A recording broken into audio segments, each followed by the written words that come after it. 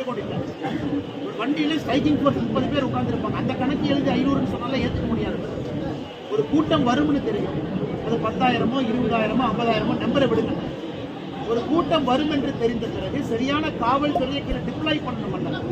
அதையே செய்யாம இன்னைக்கு 500ன்னு அனுப்புறாங்க. 500ங்கிறது கீழே இல்லைங்கண்ணா.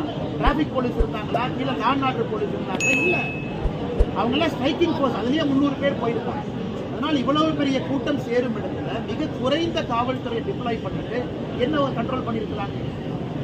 மூன்றாவது, இது பேரு இழுபறி. கிட்டத்தட்ட 4-5 நாள் இழுபறி. இந்த லேண்டுக்கு போய் பார்க்கறாங்க, அங்க போய் பார்க்கறாங்க. இன்னைக்கு ஒரு பொது இடத்துல காவல்துறை அனுமதி கொடுப்பதற்கு முன்பு 100 டைம் யோசிக்கணும். ஏன்னா உயர்நீதிமன்றம், உச்ச நீதிமன்றம் அவ்வளவு சொல்றாங்க. பொது சொத்துக்கு சேதம் விளைவிக்கக்கூடாது, பொதுமக்களுக்கு இடையூறு இருக்கக்கூடாது, டிராபிக் பிளாக் ஆகக்கூடாது, எமர்ஜென்சி ஆம்புலன்ஸ் எல்லாம் போனா வழி இருக்கணும்.